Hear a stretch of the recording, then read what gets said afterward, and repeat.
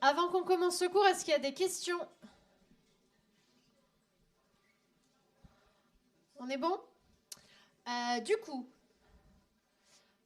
on arrive à la fin du semestre. Il nous reste cette semaine où vous avez DE et CM. La semaine prochaine, vous n'avez plus DE, d'accord? Le dernier DE, c'est cette semaine, ok? Donc ceux qui sont par exemple dans mon groupe du lundi matin, les DE, c'est fini.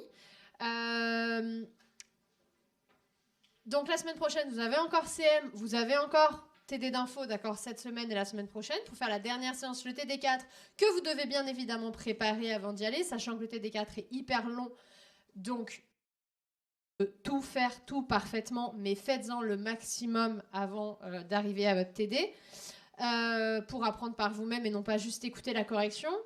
Voilà, donc il reste 2 semaines. La semaine prochaine, c'est la semaine de l'interro 2, d'accord?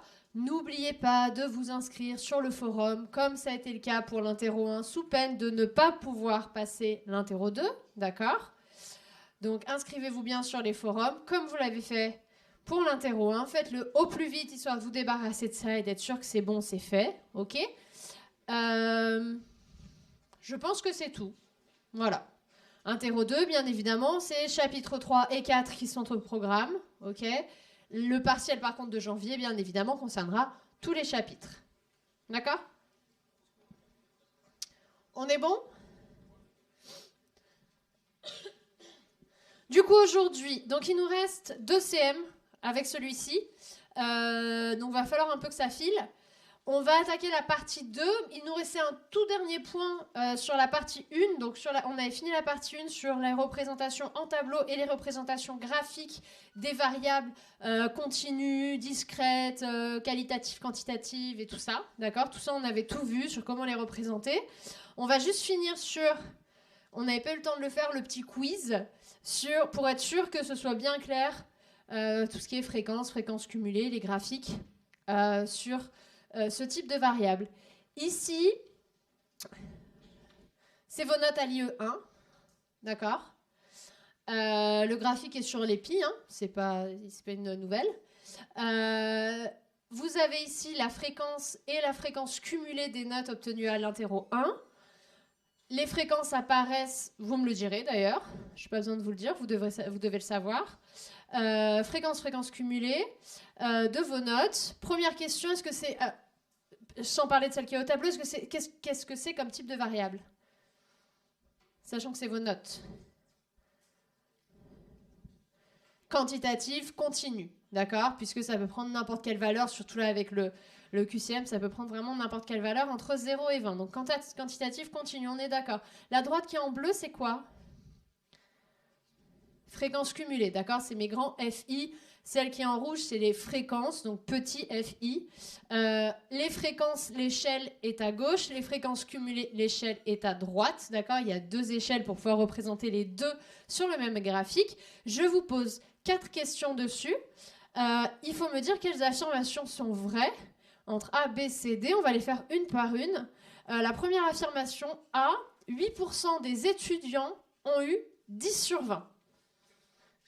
Vous me dites si c'est vrai ou faux. Et comment vous avez trouvé la réponse.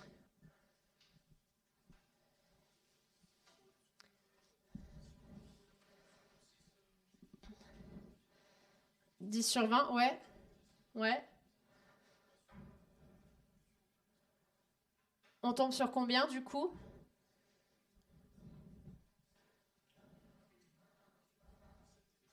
On tombe sur 7,5, presque 8, d'accord? Donc j'ai un peu arrondi, mais effectivement, il y a presque 8% des étudiants qui ont eu pile poil 8 sur 20. Si vous regardez à 10, la fréquence, elle est effectivement plutôt de 7,5. Je suis d'accord, elle n'est pas tout à fait de 8. Mais voilà, on a 7,5, 8% des étudiants qui ont eu pile poil 10 sur 10. D'accord? Ça, c'était l'affirmation A, qui était partiellement vraie. Je suis d'accord qu'elle n'était pas assez précise pour que ce soit vraiment 8%. Mais voilà. La B, 50% des étudiants ont eu moins de 10 sur 20. Je vous laisse réfléchir un petit peu et me dire si vous pensez que c'est vrai ou pas et pourquoi. Donc 50% des étudiants ont eu moins de 10 sur 20. Est-ce que c'est vrai ou faux? Je vous laisse réfléchir 30 secondes et on vote. Ça sera peut-être plus sympa, on va dire. Donc là, on regarde la B. 50% des étudiants ont eu moins de 10 sur 20. Ok, qui dit que c'est vrai que 50% des étudiants ont eu moins de 10 sur 20? Qui dit que c'est faux? C'est effectivement faux. Combien d'élèves ont eu moins de 10 sur 20? Quelqu'un qui a répondu faux, est-ce qu'il peut me répondre? Ouais.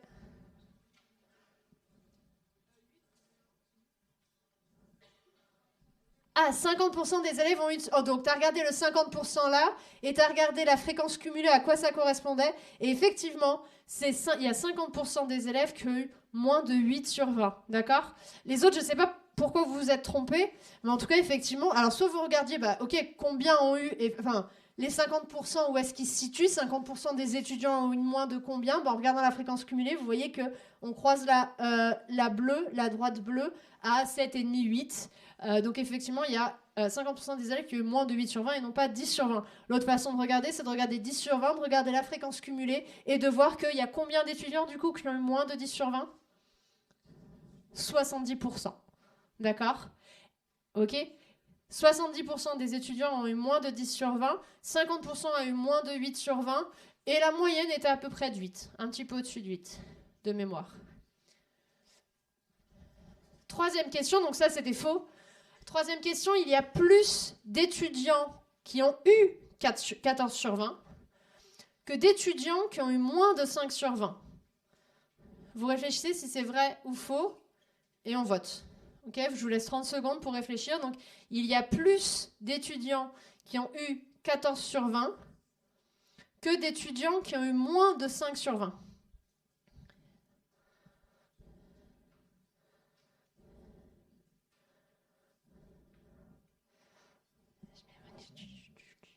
J'avais mis les slides sur les pieds au fait de tout le chapitre 2. Je ne sais pas si, voilà, donc ceux qui ont leurs ordi, vous avez les slides là sur les pieds. Si vous voulez regarder plus, je sais que ce n'est pas forcément facile là de loin de voir les chiffres. On vote. Qui dit que c'est vrai? Donc il y a effectivement plus d'étudiants qui ont eu 14 sur 20 que d'étudiants qui ont eu moins de 5. Qui dit que c'est vrai? Ils sont timides. Qui dit que c'est faux? Ils sont moins timides, les faux. Alors, combien il y a d'étudiants qui ont eu pile poil 14 sur 20? Qui me répond? Ouais, Mystère, combien il y en a eu? Il y en a eu, il faut regarder donc bien la fréquence, d'accord? Donc ici, il y a eu à peu près 4% des étudiants qui ont eu effectivement 14 sur 20, pile poil 14 sur 20. Combien d'étudiants ont eu moins de 5? Qu'est-ce que je dois regarder? Ouais, la fréquence cumulée, effectivement, des gens donc au niveau 5. Et ils sont ici, il ne faut pas se tromper de côté, ils sont ici, il y a 30% des élèves qui ont eu moins de 5 sur 20 et il y a seulement 4% des élèves qui ont eu pile poil 14 sur 20. Donc c'était bien évidemment faux. Il y a beaucoup moins d'étudiants qui ont eu pile poil 14 sur 20 que d'étudiants qui ont eu 5 sur 20. Moins de 5 sur 20, pardon. Ok, c'est clair pour tout le monde? S'il y a des questions, n'hésitez pas, hein, c'est...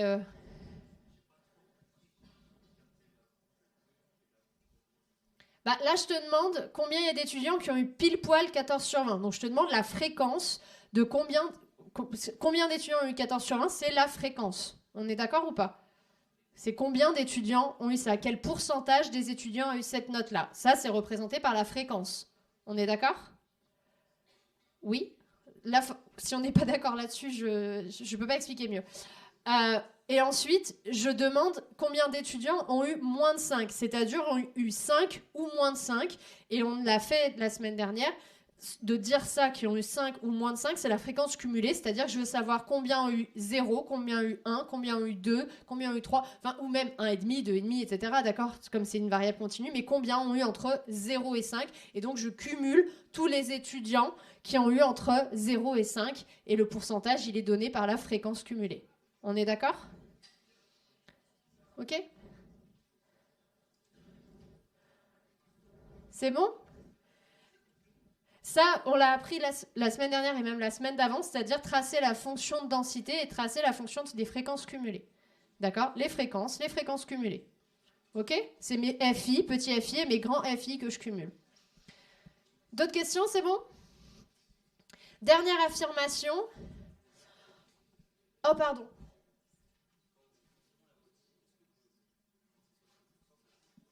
J'ai pas compris. Ah, alors, laisse-moi dire la phrase et après je réponds à ça. Donc, la dernière affirmation, Environ la moitié des étudiants a eu entre 4 et 11 sur 20. Effectivement, moitié, c'est à peu près 50%, mais ça peut être un peu, voilà, un petit peu plus ou un petit peu moins selon. Je suis pas très précise, je suis d'accord, parce que c'est pas forcément très évident de voir ici sur le graphique. Mais voilà, le but, c'est d'arriver à la corriger. Donc, environ la moitié des étudiants a eu entre 4 et 11 sur 20. Je vous laisse y réfléchir et répondre. Enfin, on votera.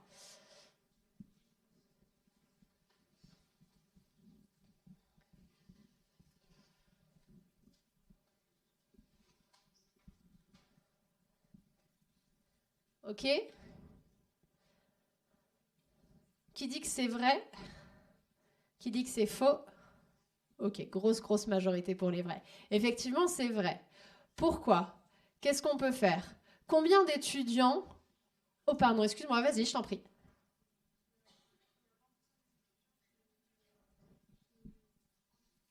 Alors, il y a 20% des étudiants, tu nous dis, qui ont eu en dessous de 4, effectivement. On vous dit entre 4 et 11. Si on regarde à 4, combien il y en a? Il y en a 20%. C'est-à-dire que j'ai en cumulé 20% de mes étudiants qui ont eu 4 ou moins. Continue ton raisonnement. Et à 11, on est à 75% à peu près. Donc, exactement. Donc, j'ai 75% de mes étudiants qui ont eu moins de 14. C'est-à-dire que j'ai combien d'étudiants qui ont eu plus de 14? Non. Plus de 14. Si j'ai 75% qui ont eu moins de 14. J'ai 25% qui a eu plus de 14. J'ai 25% qui a eu plus de 14. J'ai 20 qui a eu moins de 4. D'accord? Si j'enlève ces 25% là et ces 20% là, ça me fait 45%. J'ai donc 55% de mes étudiants qui a eu entre 4 et 11. D'accord? Donc je suis d'accord que j'étais pas très précise sur le environ la moitié. 55%, j'estime que c'est environ la moitié des étudiants qui a eu effectivement entre 4 et 11. D'accord? Donc c'était vrai. Ok? Est-ce qu'il y a des questions là-dessus? On est bon? Alors on enchaîne. On enchaîne du coup avec la partie 2, qui est une grosse partie de ce chapitre-là aussi, où on va calculer les caractéristiques de la distribution. Donc on va vraiment essayer de caractériser une distribution selon 3 choses. Sa tendance centrale. Alors attention, rien à voir avec la tendance dans le chapitre 3. D'accord? Tendance centrale, on va parler de moyenne, de médiane et de mode, clairement. Ensuite, en termes de dispersion, on va parler de variance et d'écart type. Et ensuite, en termes de concentration. Là, on parlera d'inégalité, ce sera un petit peu particulier. Ok, donc on va essayer de caractériser les variables, qu'elles soient qualitatives ou quantitatives, continues, discrètes, blablabla, selon ces 3 critères-là, clairement. On commence. Donc certes, on a commencé avec les tableaux et les graphiques et c'est déjà une première manière de représenter les variables qu'on étudie, mais ce n'est pas suffisant. On va du coup étudier ces 3 choses-là, comme j'ai dit, tendance centrale, dispersion, concentration. On commence tout de suite avec la première partie, enfin la première sous-partie de la partie 2, sur la tendance centrale, c'est-à-dire mode, médiane, moyenne, que normalement vous connaissez déjà. Déjà parce que, selon votre scolarité au lycée, etc., et aussi parce qu'en DE, on a déjà commencé à corriger des exercices avec des modes, des médianes et compagnie. Quelqu'un m'explique c'est quoi le mode?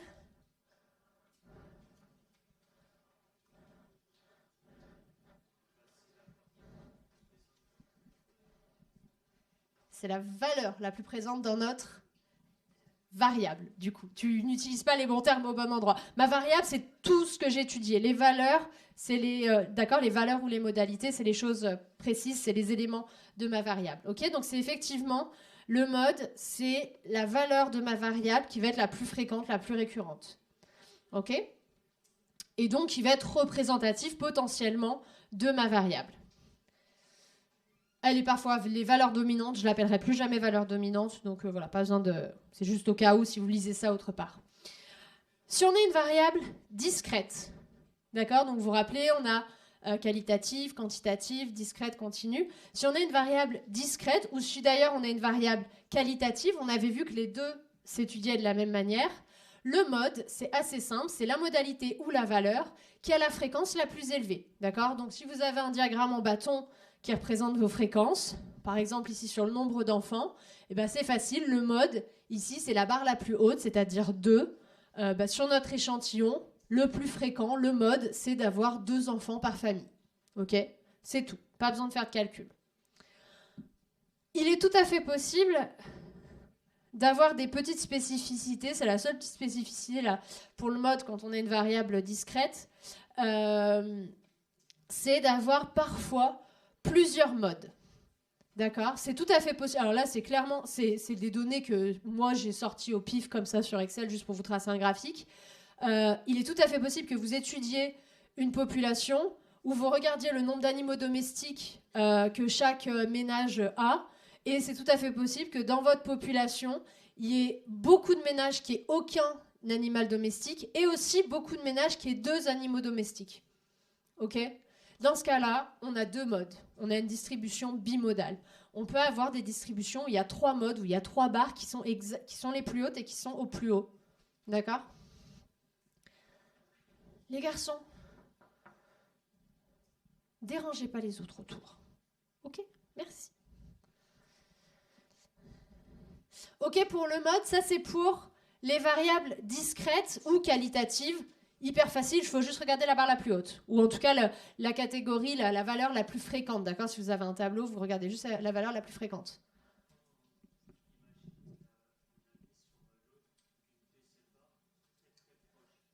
Quel graphique ?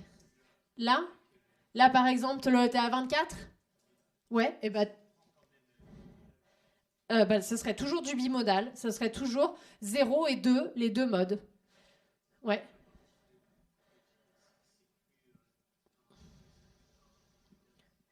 C'est un trimodal si par exemple tu as exactement 25 familles qui ont aussi un animal domestique. Si tu as 25, 25, 25, là c'est du trimodal. Mais si tu as 25, 24, 25, c'est du bimodal. 25 et 25, c'est les 2 les plus fréquents. Non ? À chaque fois, tu m'as l'air pas du tout convaincu par mes réponses. Voilà. Tu prends la barre la plus haute. S'il y a 2 barres qui ont la même hauteur, c'est ces 2 barres-là les plus hautes qui représentent le mode. S'il y en a 3 qui ont pile poil la même hauteur, c'est ces 3 barres-là qui représentent le mode. D'accord ? Alors, il faut faire attention, du coup, quand on parle de mode, du coup, le mode peut être assez représentatif. Par exemple, en France, dire que la chose la plus fréquente, la plus classique, c'est d'avoir 2 enfants par famille. C'est assez représentatif, je trouve, effectivement, du modèle familial français. D'accord ? Le truc très classique, 2 parents, 2 enfants. OK ? Par contre, quand on a des distributions comme ça, où on a 2 barres qui sont qui sont très proches l'une de l'autre, voire égales, ça peut être difficile de dire que ça, c'est représentatif, effectivement, de ce qui se passe en France, par exemple. D'accord ? Je continue. Maintenant, sur les variables continues. Là, c'était, vous vous rappelez, les enfants scolarisés entre 2 et 22 ans. Là, on a des données continues, donc, qui sont en classe. Ici, où est le mode ? Quel est le mode dans cette variable-là ? Qui est une variable, du coup, continue.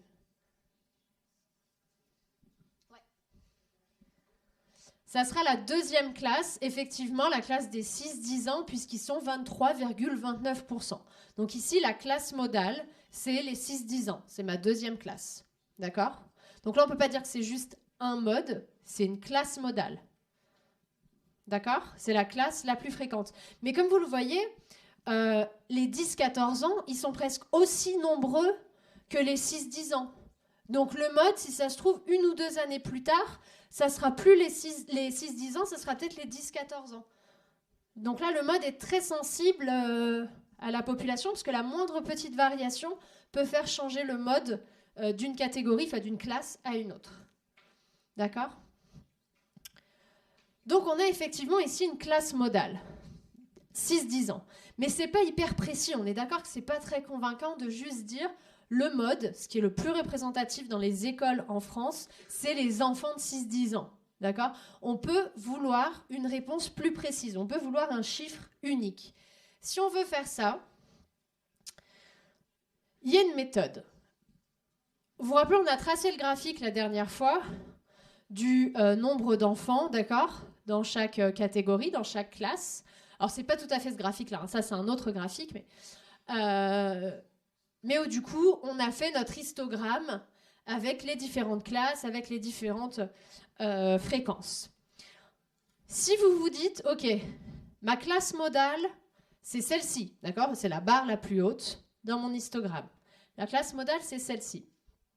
Si je veux trouver le mode, que je veux donner un chiffre précis sur le mode est égal à temps, il faut que j'utilise ce qu'on appelle la méthode des diagonales. C'est-à-dire que vous allez prendre le coin en haut à gauche de votre rectangle qui est le plus haut dans le graphique, que vous allez relier avec la fréquence de l'autre classe, de la classe suivante. Et la hauteur en haut à droite de votre rectangle, qui est le rectangle le plus haut de votre histogramme, vous allez le relier à la fréquence de la classe précédente. D'accord? Ça va vous donner deux diagonales. L'endroit où se coupent ces deux diagonales, ça représente le mode. D'accord? C'est là où ça se croise que va se trouver le mode, c'est-à-dire ce qui est le plus représentatif là dans votre échantillon. OK? Il y a une formule pour pouvoir... Alors, vous pouvez le faire graphiquement et avoir du coup une idée déjà de à peu près de combien est le mode. Mais il y a une formule qu'il faut apprendre. Là, je ne peux pas vous donner de... Voilà. Aujourd'hui, on va avoir deux formules qu'il va falloir apprendre par cœur. Celle-ci et une autre qu'on verra un petit peu plus tard. Je pense que c'est les deux seules de tout le cours que je vous ai demandé d'apprendre par cœur. Mais voilà, il va falloir celles-ci les apprendre par cœur. Et il n'y a pas de truc logique. Après, on apprendra la variance et tout, mais il y a toujours quelque chose de logique. Là, j'ai envie de dire, il faut un peu apprendre bête et méchant, quoi. Donc, pour calculer le mode, il vous faut E de I-1. C'est quoi E de I-1 dans les notations? Vous vous rappelez ou pas? On l'a revu en DE, en tout cas. Ouais. C'est... Et du coup, c'est quoi avec des mots? C'est là. C'est pas la première classe? Exactement, c'est la borne inférieure de l'intervalle de votre classe. D'accord? Chaque classe, votre première classe, elle va être bornée entre E de I-1 et E de I, donc E de 0 et E de 1. Votre deuxième classe, elle va être bornée entre E de 1, E de 2, etc. etc. D'accord? Donc, sur les âges, c'est 2, 6 ans, 6 ans, 10 ans, 10 ans, 14 ans, etc. etc. Donc, E de I-1, c'est la borne inférieure de la classe dans laquelle votre mode est. Donc ici, de votre classe modale. Ici, par exemple, mon mode, il se situe entre E2 et E3. Donc E de I-1, c'est E2. D'accord? Puisque j'ai trois classes, E de I-1, ça va faire E de 3-1, c'est-à-dire E2, donc la borne inférieure de ma classe modale. Plus AM, c'est quoi AM? L'amplitude de la classe modale, d'accord? Et fois D1 sur D1 plus D2, ça c'est marqué sur le graphique. D1, ça va être la... Tout à fait. Pardon, D1, ça va être la différence entre la fréquence de votre classe modale et la fréquence de la classe précédente. Et D2, ça va être la différence entre la fréquence de la classe modale et la fréquence de la classe suivante. D'accord? Donc voilà, cette formule, il faut la connaître par cœur pour pouvoir calculer le mode. On ne va pas le faire souvent, mais voilà. C'est écrit là. Donc c'est la différence entre la fréquence de la classe modale et la fréquence de la classe suivante.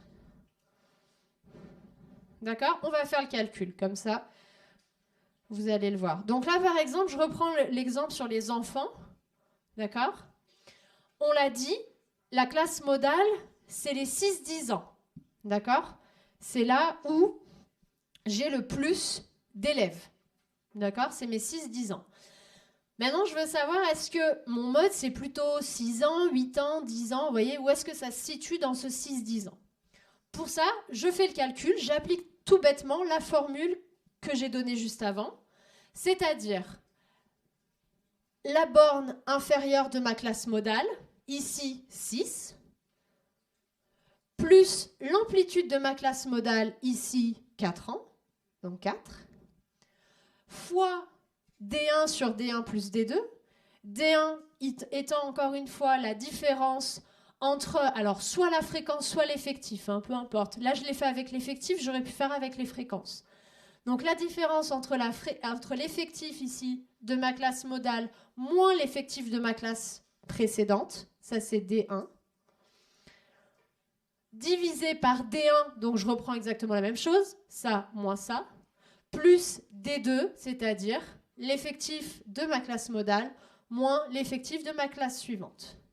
Ça me permet de faire le calcul de la méthode des diagonales. D'accord ? 6 ? 6, c'est tout simplement E de I-1, c'est-à-dire la borne inférieure de ma classe modale. OK ? 4, l'amplitude de ma classe modale. De 6 à 10, il y a 4 ans. OK ?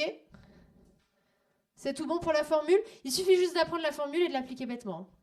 Je déteste vous donner ce genre de truc, mais voilà, c'est l'une des méthodes qu'il faut connaître pour pouvoir calculer le mode. Et voilà, je ne peux pas vous donner bien des moyens mémotechniques. Après, c'est relativement, voilà, il suffit de vous rappeler que c'est la borne inférieure, l'amplitude, et ensuite la méthode des diagonales. Donc de faire le rapport entre D1 et D1 plus D2, ça permet de faire une diagonale. Si je trace mon graphique, là, c'est tout bon, pas de questions ? C'est bon ? Le mode, ici, donc on l'a dit, on peut tracer l'histogramme, d'accord, avec tous les enfants scolarisés. Donc ici, j'ai mis les fréquences, d'accord. Ici, je n'avais pas de problème de hauteur puisque je n'ai pas considéré les 22 ans et plus, d'accord. Donc ici, il n'y a pas de problème. Mais, donc j'ai ma classe des 2 à 6 ans, 6, 10 ans, 10, 14, 14, 18, 18, 20, avec leurs hauteurs respectives qui n'ont pas à être corrigées. Comme je l'ai dit, vous le voyez encore plus sur le graphique, la classe des 6-10 ans et la classe des 10-14 ans, ils sont presque aussi nombreux chez les 6-10 ans que chez les 10-14 ans. On le voit très bien sur le graphique, les deux barres sont presque à la même hauteur. Ça vous montre que le mode, c'est pas toujours très parlant, parce que ici, de dire que quand on voit le graphique, ah bah oui, ce qui est le plus récurrent, on va dire, à l'école, c'est d'avoir des enfants de 6 à 10 ans. Franchement, quand on voit le graphique, on ne se dit pas que oui, c'est très clair que la barre est plus haute que toutes les autres, d'accord ? Elle est à peine plus haute que toutes les autres, d'accord ? Mais bon, le mode a ses limites, hein, bien évidemment. Et donc, si on applique la méthode des diagonales, là, on voit que les diagonales, la diagonale là, elle est toute petite, d'accord ? D2, il est tout petit, d'accord ? D1 est un peu plus grande, parce qu'on l'avait dit, cette classe-là, des 2 à 6 ans, est un peu plus petite, comme il y a des enfants de 2-3 ans qui ne sont pas encore scolarisés. Donc, soit vous faites le calcul et vous trouvez, parce que je ne vous ai pas dit le résultat, vous trouvez un résultat de 9,75, c'est-à-dire que le mode, la valeur la plus fréquente des enfants scolarisés, c'est d'avoir 9 ans 3 quarts. D'accord ? Vous pouvez la retrouver en faisant le graphique, si vous le faites de manière assez précise, faire les diagonales. En tout cas, cette méthode-là, graphique, vous permet de voir qu'effectivement, le fait qu'on ait trouvé 9,75, donc quelque chose de très proche de la bande supérieure de ma classe, effectivement, on trouve là aussi que, du coup, on est très très proche de 10. D'accord ? Ce qui est assez représentatif de la distribution, là, de dire que ce qui est le plus fréquent, c'est les enfants autour de 9-10 ans, quoi. D'accord ? On est OK pour le mode ? Un truc que j'ai pas précisé et que j'ai pas le temps, parce que vu toute la quantité de choses qu'on a à faire, c'est beaucoup, mais on le fait en DE. Là, le mode, pour l'instant, là, il n'y a eu aucune difficulté, à part la formule à apprendre par cœur, je vous le concède. Mais sinon, il n'y a aucune difficulté. Pourtant, il y en a en fait une. La difficulté, c'est quand les classes ne sont pas égales. Là, encore une fois, je n'ai pas considéré les 22-30 ans, donc ça ne posait pas de problème. D'accord ? Mais, et puis de toute façon, même, elle ne rentre pas en compte. Mais si jamais vous avez, et c'est dans l'exercice des taxis, dans le DE, donc le 3, si vous avez des classes d'amplitude inégale, avant de trouver le mode, il faut bien corriger vos classes, d'accord ? Et vos hauteurs, d'accord ? Selon l'amplitude de la classe. Pourquoi ? Parce que pour trouver le mode, il faut utiliser l'histogramme. Et pour tracer le bon histogramme, il faut prendre en compte l'amplitude des classes et corriger les hauteurs. D'accord ? Donc attention, si vous avez un exercice avec des amplitudes non pas similaires comme ici, mais variables, il faut d'abord corriger vos hauteurs, vos fréquences, d'accord, selon l'amplitude des classes. Et ensuite, vous pourrez dire c'est cette catégorie-là qui est la plus fréquente. C'est cette classe-là qui est la classe modale. D'accord ? Je vous ai mis un autre exemple. Enfin, je vous le mettrai. Je ne l'ai pas mis encore en ligne, mais je vous mettrai un autre exemple sur les pi. Et l'exemple typique, c'est l'exercice 3 du DE. D'accord ? Où vous avez une variable continue avec des amplitudes non constantes. Et du coup, il faut d'abord rectifier les hauteurs, les fréquences, avant de pouvoir trouver le mode. Question ?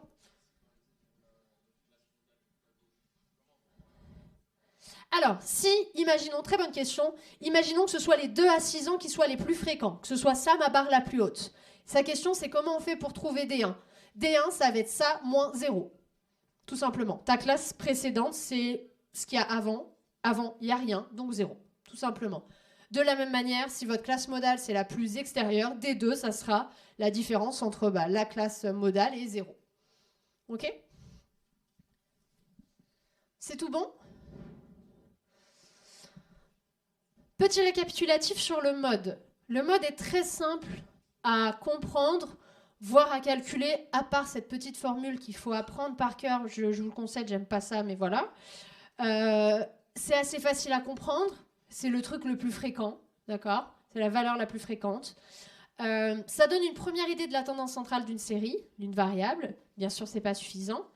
Les limites qu'a le mode, c'est que ça peut être assez imprécis dans le cas d'une variable continue. Comme on l'a dit, là, la classe modale, c'était 6-10 ans. On peut faire un calcul pour voir ce qui est le plus fréquent, mais en fait, on n'en sait rien, parce qu'on n'a pas les données sur combien d'enfants ont pile poil 6 ans, combien en ont 7, combien en ont 8, combien en ont 9, etc. D'accord ? Donc, on peut en faire une estimation, mais c'est assez approximatif. Du coup, ça ne se prête pas terrible au calcul algébrique. Et c'est tout à fait aussi possible, comme on l'a vu tout à l'heure avec les animaux domestiques, qu'il y ait plusieurs modes. Et dans ce cas-là, on ne peut pas dire ça, c'est le truc le plus représentatif, le plus central dans ma variable. Si j'ai 2 modes, c'est plus central, quoi. C'est plus une caractéristique de tendance centrale. OK pour le mode ? Je peux enchaîner ? On passe à la médiane. La médiane, c'est la deuxième caractéristique de tendance centrale. On va beaucoup l'utiliser, puisqu'on va le voir, elle est beaucoup plus représentative que la moyenne, qu'on utilise pourtant à tort et à travers tout le temps. La médiane, c'est quoi ? La médiane, c'est la valeur de ma variable qui va couper ma population en 2 sous-ensembles égaux. D'accord ? Donc si par exemple, je prends vos notes à l'interro 1, la médiane, c'est la note qui fait que 50% de ma population a eu moins que cette note-là, et 50% de ma population a eu plus que cette note-là. D'accord ? Ça, c'est ma médiane. Formellement, c'est la valeur M. Je sais pas, donc la note, je sais plus combien c'était là la médiane dans... si, c'était 8 à peu près. Donc ici, grand F de 8 par rapport à vos notes égale 1,5. D'accord ? Vous avez 50% de votre population. Grand F étant bien évidemment la fréquence cumulée, maintenant on le sait. Donc on veut trouver la fréquence cumulée où on est à 50%. D'accord ? Pour quelle valeur la fréquence cumulée est égale à 50%.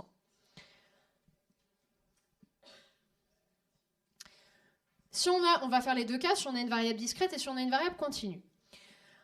Si on a une variable discrète, ici par exemple, on a des étudiants, mais on en a très peu. On n'a que 9 étudiants et qui ont obtenu des notes rondes, d'accord ? Donc là, on peut analyser ça comme étant une variable quantitative discrète. Tout à l'heure, on a dit que les notes étaient une variable quantitative continue, mais parce qu'on avait beaucoup de notes et qu'elles pouvaient vraiment prendre n'importe quelle valeur dans l'intervalle.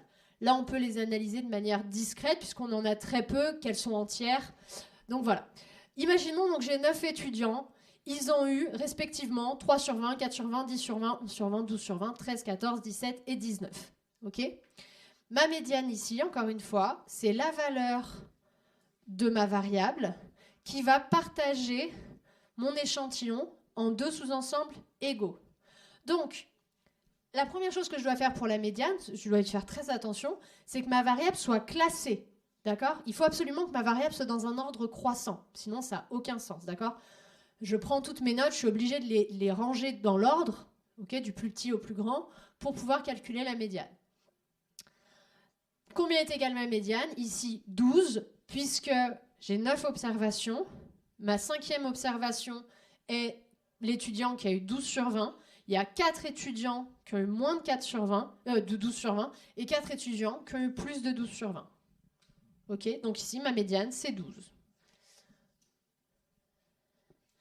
Petite précision, c'est possible qu'on ait un nombre pair d'étudiants, et donc un nombre pair de notes. Imaginons qu'on rajoute un 10e étudiant, on n'avait pas fini de corriger sa copie, ça y est, on a fini, on la rajoute dans le tas.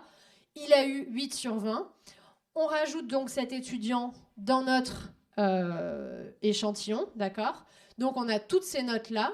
Ici, je ne peux plus vraiment trouver la note qui sépare mon échantillon en deux, d'accord? Si j'ai 10 notes, un petit peu comme quand on faisait les moyennes mobiles, vous voyez ce que je veux dire? Si j'ai 10 notes, le milieu, c'est là, d'accord? C'est à ma virgule, ok? Donc ici, je suis obligée de donner ce qu'on va dire, on va appeler un intervalle médian, c'est-à-dire ici, c'est l'intervalle 11-12 qui partage mon échantillon en deux sous-populations égales. On peut en faire la moyenne pour trouver ensuite la médiane. Donc ici, 11,5. OK? Est-ce qu'il y a des questions? Ça, c'est pour le cas discret. C'est bon? Je continue avec la variable discrète, mais maintenant, donc, on l'a repérée simplement en regardant comme ça les chiffres. On peut la repérer aussi graphiquement. Donc, vous vous rappelez, ça c'était dans la première partie, dans le premier cours même du chapitre 4. Pour représenter une variable discrète, quantitative discrète, pour représenter les fréquences cumulées, on doit faire ces diagrammes à barres. Vous vous rappelez? Ce diagramme en escalier, excusez-moi. D'accord? La fréquence cumulée est faite par le diagramme en escalier. C'est ce qu'on avait fait avec le nombre d'enfants. D'accord? Le nombre d'enfants est bien une variable discrète. On a 0 enfant, ou 1 enfant, ou 2 enfants, voilà. On avait représenté ça sous forme de diagramme en escalier. Pour retrouver la médiane, qu'est-ce qu'on fait? On prend la fréquence cumulée de 50%, on trace une droite et on regarde où est-ce qu'on coupe la courbe, tout simplement. D'accord? Ici, je la coupe ici, c'est-à-dire là, c'est-à-dire que la médiane, c'est de 2. On avait déjà... On pouvait le voir sur le tableau, mais là, on peut le voir graphiquement. OK? Où est ma médiane? Je prends simplement ma fréquence cumulée à 50% et je regarde où est-ce que ça coupe ma courbe de fréquence cumulée. Comment on interprète là la médiane? Je vous écoute.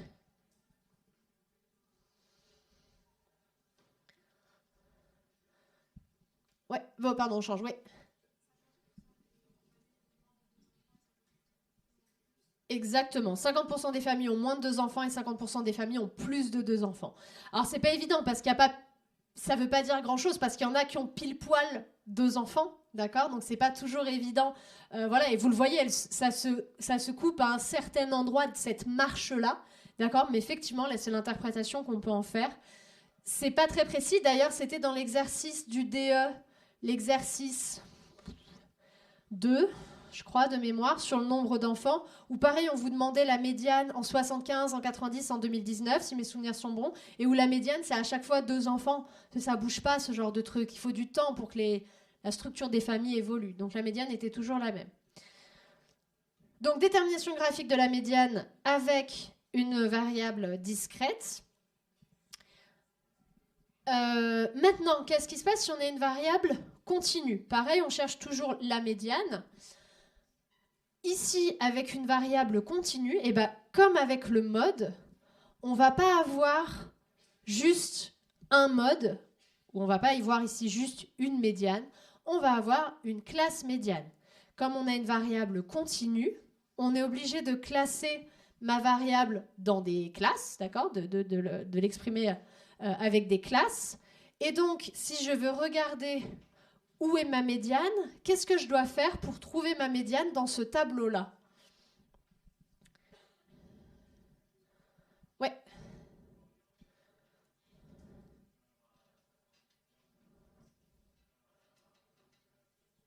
Effectivement, on doit repérer la classe où est contenu au moins 50% de mes familles, ou sont contenues au moins 50% de mes familles.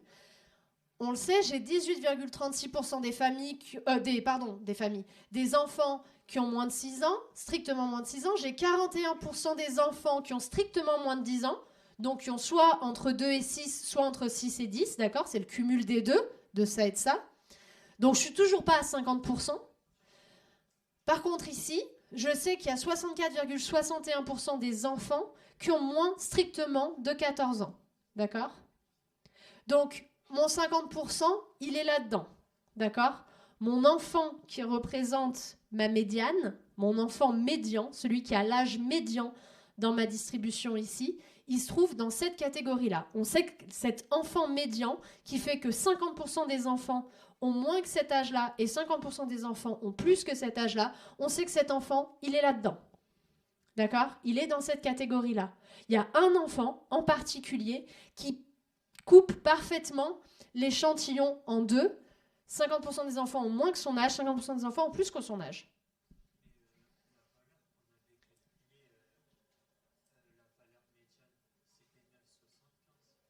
C'est le mode, ça. Attention, rien à voir. Le mode, ça n'a rien à voir. Le mode, c'est... On avait regardé quelle était la classe la plus fréquente. La classe la plus fréquente, c'est les 6-10 ans.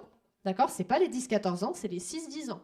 C'est ça le mode. Ça représente la valeur la plus fréquente dans mon échantillon. D'accord? Le mode ne dit pas 50% ont moins que ça, 50% ont plus que ça. D'accord? Le mode dit juste c'est quoi le plus fréquent dans ma variable. D'accord?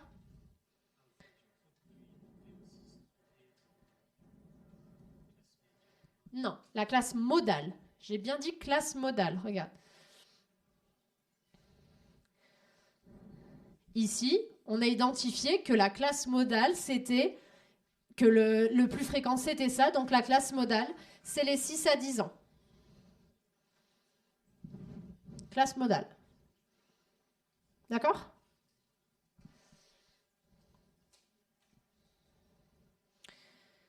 Donc, hop, hop. Donc, on le sait que, encore une fois, mon enfant médian, il se trouve dans cette catégorie-là, dans les 10-14 ans. On est OK? Un peu comme avec le mode, on veut aller un petit peu plus loin et trouver, d'accord, mais quel âge il a exactement, ce gosse, qui partage ma population en deux populations égales? Il y a un moyen de le calculer. Deuxième formule qu'il faut connaître par cœur. C'est celle-ci. Qui ressemblent un peu, donc c'est pour ça qu'il ne faut pas les confondre. Alors on le verra, il y a même deux manières de la calculer. Une que vous connaissez déjà en plus. Donc si on a une variable déjà continue, comme on l'a dit, on peut, ça on l'a vu dans la première partie, on peut représenter les fréquences cumulées simplement en faisant des points et en reliant ces points par des droites. On s'en souvient? D'accord?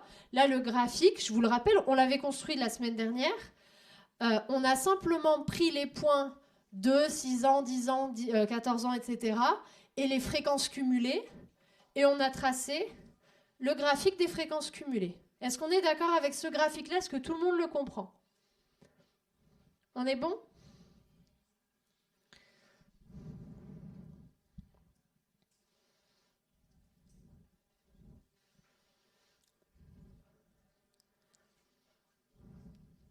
Comment j'interprète ce point-là, à peu près? Même si vous n'êtes pas précis dans les pourcentages, c'est pas grave. Je veux que quelqu'un m'interprète ce point-là, pour voir si vous avez bien compris la fréquence, les graphiques de fréquences cumulées. Ouais. Ouais, il manque un petit mot. J'ai entendu strictement moins de 10 ans même, d'accord? Parce qu'effectivement, on ne prend pas le 10 ans. Mais c'est tout à fait ça, à peu près 40%, je crois que c'est 41 quelque chose ici, 41-65% des enfants ont strictement moins de 10 ans, d'accord? Donc effectivement, j'ai simplement tracé les points là. Enfin, je l'ai. C'est dans le manuel, hein. Là, c'est pas moi qui l'ai fait sur Excel. Enfin, si, je l'ai retracé d'ailleurs, je crois aussi sur Excel, mais bon. Pour trouver la médiane, comme tout à l'heure, on l'avait fait avec la variable discrète, avec le diagramme en escalier. Là, on n'a plus un diagramme en escalier, on a une droite, d'accord ? Enfin, on a des points qui sont reliés par des droites. Je regarde dans ma fréquence cumulée où se trouve le 50%. Je trace une droite pour voir où je coupe ma courbe. Et là, je coupe ma courbe entre, effectivement, 10 et 14 ans. C'est normal, on a dit notre classe médiane, c'est les 10-14 ans. Ok, ça on le sait, c'est là où il y a notre 50%, d'accord, notre enfant médian. Et on voit d'ailleurs que cet enfant médian qui coupe notre distribution en deux ensembles de 50%, cet enfant médian, il a un âge qui est plus proche de 10 que de 14. Donc ensuite, quand vous faites votre calcul, si jamais vous avez tracé votre graphique ou qu'on vous le donne ou machin, si vous trouvez là par exemple 13 et quelques, clairement vous savez qu'il y a un truc faux quelque part. Soit votre graphique est faux, soit votre calcul est faux. Ok ? Donc, vous pouvez le faire graphiquement. Vous pouvez dire, ok, combien est égal à ma médiane ? Bon, bah là, ça va faire, si là ça fait 12, ça va faire 11, 25, un truc comme ça, 11 ans et quelques mois, quoi. D'accord ? Mais on peut aller plus loin avec la formule qui est ici. Qu'est-ce qu'elle me dit, la formule qui est ici ? Ici, E de I-1, c'est quoi ? Je vous écoute. Exactement, la borne inférieure de ma classe médiane. Ici, ma classe médiane, c'est les 10-14 ans. Donc, la borne inférieure de ma classe médiane, c'est 10. C'est le minimum de ma classe. Plus AI, c'est quoi ? L'amplitude de la classe médiane, tout à fait. FI, c'est quoi ? La fréquence de ma classe médiane. 0,5, c'est mon 50%. D'accord ? C'est la médiane, enfin, c'est la... je veux couper mon échantillon en deux sous-ensembles de 50%. Donc ici, 0,5. Et grand F de I-1, c'est de ça. Il me faut plus précis. F de I-1, grand F de I-1, c'est la fréquence cumulée de la classe précédant la classe médiane. D'accord ? Donc ici, de mes 6-10 ans. D'accord ? Je veux la fréquence cumulée de mes 6-10 ans. C'est ça, grand F de I-1. Donc ici, je remplace tout bêtement mes chiffres. E de I-1, on a dit c'est 10. L'amplitude de ma classe des 10-14, c'est 4. FI, c'est-à-dire la fréquence de mes 10-14 ans, c'était 22,96%. Fois 0,5, ça vous l'avez parce que c'est les 50%, parce que vous voulez la médiane. Moins la fréquence cumulée de la classe précédente, qu'on a d'ailleurs interprété ici, c'est le point qu'on a interprété ici, on l'a vu, c'était bien 41,65%. D'accord ? Vous faites le calcul, ça vous donne environ 11,45. C'est-à-dire que l'enfant médian a 11 ans et demi, à peu près. D'accord ? C'est-à-dire qu'il y a 50% des enfants qui ont moins de 11 ans et demi, 50% des enfants qui ont plus de 11 ans et demi dans notre échantillon. Ok ? Il y avait une autre manière qu'on a déjà commencé à faire, qu'on a fait déjà la semaine dernière, pour trouver ici, on avait dit, on connaît, je vous rappelle l'exemple, on connaissait grand F6, on connaissait grand F10, et on voulait trouver grand F8. Et on avait fait une méthode plus générale qui s'appelle de l'interpolation linéaire. Exactement. Donc, vous devez connaître cette formule. Vous ne pouvez pas y échapper. Mais il y a aussi une deuxième méthode plus générale. La deuxième méthode plus générale, on l'a faite déjà la semaine dernière, c'est l'interpolation linéaire. Qu'est-ce que ça nous dit, l'interpolation linéaire ? Je l'ai expliqué la semaine dernière, mais je vais le réexpliquer. Le point ici, 10 ans, 41, 65%, et le point 14 ans, 60 et quelques pourcents, je ne sais plus combien, 64,61%, ils sont reliés par une droite. Une droite, ça a la même pente de partout. Ça ne varie pas, d'accord ? Donc ça a la même pente de partout. Ça me fait penser à un étudiant a posé la question sur le forum parce qu'il n'avait pas bien compris l'interpolation linéaire. J'ai tout expliqué sur le forum, l'interpolation linéaire. Mais je vais la réexpliquer là aussi, du coup. Donc, on a une pente ici, qui est la même sur toute la droite, d'accord ? Donc, si je connais ici ce que ça représente, 64,61% moins 41,65% sur 14 moins 10, c'est en fait ma pente entre ces deux points-là. Et je sais que ma pente entre ces deux points-là, elle est égale aussi à la pente entre ce point-là et la médiane. Et c'est ce que j'ai calculé là. Elle est aussi d'ailleurs égale, c'est pas le seul calcul qui est possible à faire, elle est aussi égale entre la pente entre ce point-là et ce point-là. D'accord ? Donc simplement en égalisant ici cette grande pente-là avec cette pente-là, d'accord, vous pouvez retrouver la moyenne, la médiane, pardon. D'accord ? Donc soit vous apprenez la première formule, vous devez l'apprendre, parce que vous verrez, on va s'en resservir.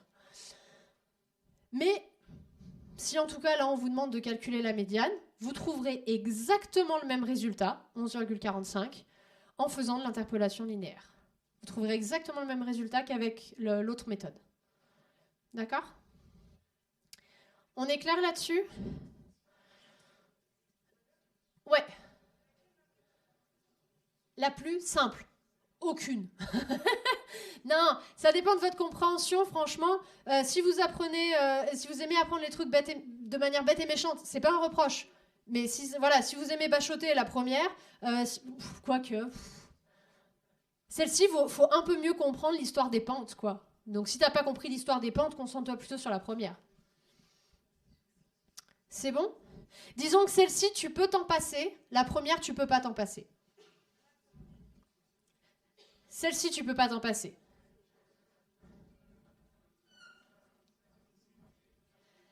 Mais l'autre, elle peut aussi servir à calculer d'autres trucs. Pour ça, hein. Mais tout est extrêmement important dans ce que je vous enseigne de toute façon. Donc il n'y a rien à zapper. Non, je peux... Ça, on va pas le faire. On le fera la prochaine fois. Je finis sur la médiane, après on fait une pause et après on enchaîne. Juste on finit sur la médiane. La médiane, les avantages. Elle se calcule relativement rapidement, elle a une signification claire, on veut trouver le point où ça partage notre ensemble en deux sous-ensembles.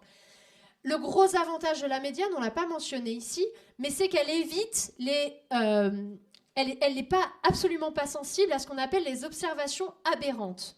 D'accord ? On en a parlé en DE.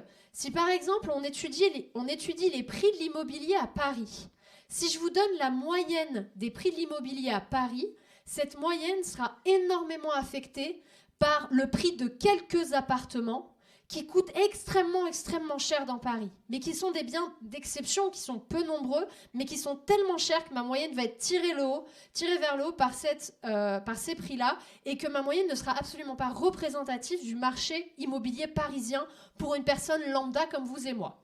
D'accord ? Alors que la médiane, si on donnait le prix immobilier médian à Paris, là on saurait c'est quoi la valeur de l'appartement, où 50% des appartements valent moins que ça et 50% des appartements valent plus que ça. Et là, que la villa la plus chère dans Paris, elle vaille 20 millions ou 30 millions ou 50 millions ou 200 millions d'euros, ça n'a aucune importance. Ça ne va pas affecter ma médiane parce qu'il y a juste un appartement qui a cette valeur-là. Et alors que ça affecterait ma moyenne si le prix de cette villa la plus chère dans Paris, elle était encore plus chère. D'accord ? Si je regarde l'échantillon 1, 2, 3, 4, 5, ma médiane, c'est 3. Si je regarde mon échantillon 1, 2, 3, 4, 10 000, ma médiane, c'est toujours 3. Les limites de la médiane, on ne peut pas faire de calcul algébrique avec. Elle ne tient compte que de l'ordre des observations et donc pas de leur valeur. Comme on le voit ici, c'est un avantage, mais aussi un inconvénient. Ok ? Petite pause et ensuite on passera à la moyenne. Si vous avez des questions, je reste là. On reprend à E5, d'accord, parce qu'on a du taf.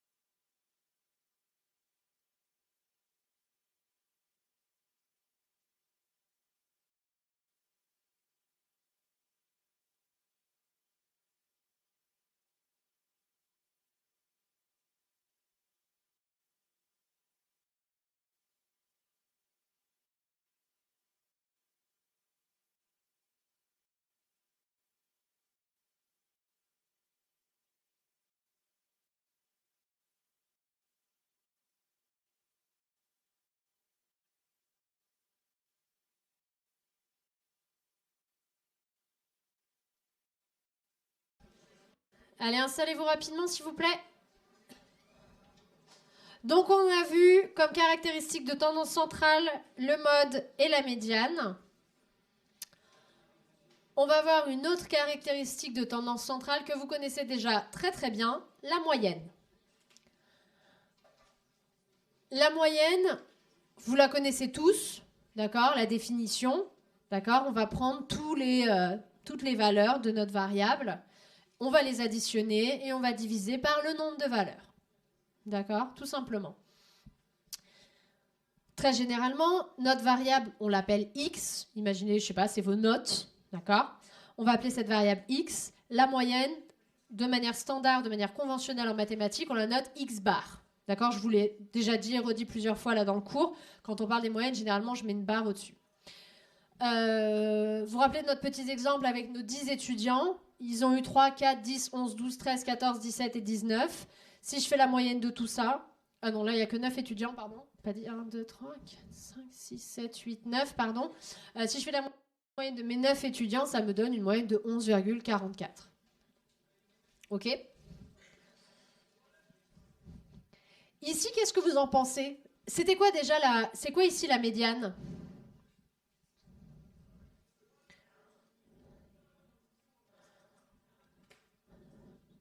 C'est 12, effectivement, parce qu'il y a 4 élèves qui ont moins de 12, 4 élèves qui ont plus de 12, et la moyenne, elle est de 11,44. Du coup, oui?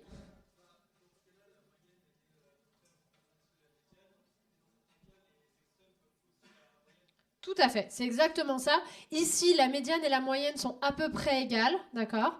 Donc les deux sont assez représentatives ici de ma distribution, mais c'est tout à fait possible que par exemple la moyenne soit beaucoup plus élevée que la médiane, alors que c'est juste parce qu'elle est tirée par des valeurs extrêmes. Je vous renvoie pour ça au DE à l'exercice 4, je crois, sur les déciles, sur les revenus, où on voit que le revenu moyen en France est de 2 524 €, alors que le revenu médian en France est de 2 000 €. C'est-à-dire que 50% des gens gagnent moins de 2 000 € par mois, 50% gagnent plus que 2 000 € par mois, et pourtant mon revenu moyen en France est de 2 524, d'accord? Parce que certaines personnes ont des revenus très très très élevés qui faussent, on va dire, la représentation de cette moyenne. D'accord? Enfin, qui faussent. En tout cas, qui donnent l'impression, d'accord? Si vous êtes un Français qui gagne 2 200 € par mois et qu'on vous dit la moyenne c'est 2 500, vous vous dites ah bah ouais, effectivement, je suis un peu pauvre par rapport à la moyenne. Alors qu'en fait, non, vous êtes plutôt dans la moyenne supérieure, vu que vous êtes dans la partie de la population, les 50% de la population qui gagnent plus d'argent que l'autre moitié. Donc, ma moyenne, c'est facile. Alors, c'est facile quand j'ai une suite de notes comme ça. Quand j'ai un tableau un petit peu différent comme ça, là, j'ai plus 9 étudiants, mais j'en ai 12. D'accord? J'en ai un qui a eu 3, j'en ai 2 qui a eu 4, 2 qui ont eu 4, pardon, 2 qui ont eu 10, un qui a eu 11, 2 qui ont eu 12, etc., etc. J'ai un total de 12 étudiants. D'accord? Donc ici, c'est mes effectifs. Ça, c'est ma variable xi. Pour calculer la moyenne, qu'est-ce que je dois faire comme opération? Je vous écoute. Et qu'est-ce que je dois faire comme formule sur Excel? Alors, somme prod, effectivement, de mes notes fois mes effectifs. Et ensuite, on divise effectivement par l'effectif total. D'accord? Donc, si vous êtes sur Excel, pour faire la moyenne, ici, c'est les XI fois les NI divisé par l'effectif total. Si on avait non pas les NI, mais les fréquences, les petits FI, d'accord, on pourrait faire directement les notes fois les fréquences, d'accord. Comme ce sont des pourcentages, on pourrait faire le sum prod des notes fois des fréquences. Donc ici, très clairement, sum prod nous fait 3 fois 1, plus 4 fois 2, plus 10 fois 2, plus 11 fois 1, etc., etc. Ensuite, vous divisez tout ça par 12. OK ? Donc voilà, et voilà la notation mathématique de la moyenne. C'est soit la somme des NI, XI, et vous pensez bien à diviser par le nombre total d'observations, soit directement la somme des FI, XI, les fréquences, donc fois la variable. Et là, vous n'avez pas besoin de diviser par 100% ou par 1, hein, ça n'est pas utile. OK ? Alors, ça, c'est dans le cas où on a une variable discrète. D'accord? Là, mes notes, je les analyse de manière discrète. Pas de souci. Maintenant, comment ça se passe si on a une variable continue? Donc, on a une variable avec des classes. Qu'est-ce qu'on va devoir faire quand on va avoir une variable avec des classes pour calculer la moyenne? Par exemple, si on prend l'exemple avec les enfants âgés de 2 à 6 ans, 6 à 10 ans, etc., je ne sais pas faire les NI, combien d'enfants ont entre 2 et 6 ans, fois un intervalle. D'accord? Je ne sais pas faire. Qu'est-ce que je dois faire? Alors moi, je veux comment ça s'appelle.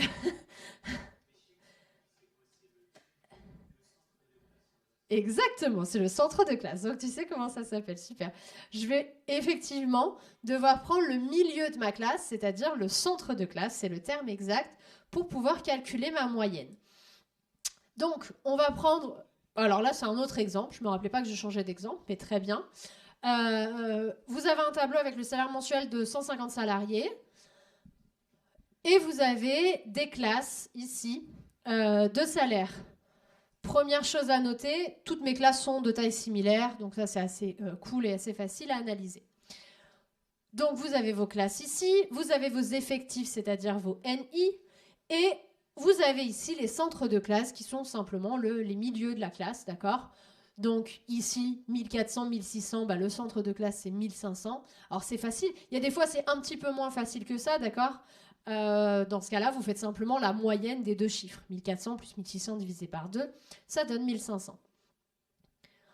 Et donc, vous avez tous vos centres de classe. Et ensuite, vous pouvez calculer la moyenne des salaires sur ces 150 salariés en faisant, encore une fois, votre somme prod de vos NI. Donc, combien de personnes ont gagné entre 1400 et 1600. Mais vous ne pouvez pas faire 26 fois un intervalle. Donc, vous faites bien 26 fois le centre de classe plus 34 fois 1700 plus 65 fois 1900, etc., etc. Le tout divisé par le nombre de salariés, c'est-à-dire ici 150. OK? Et donc, vous avez le salaire moyen dans cet échantillon-là.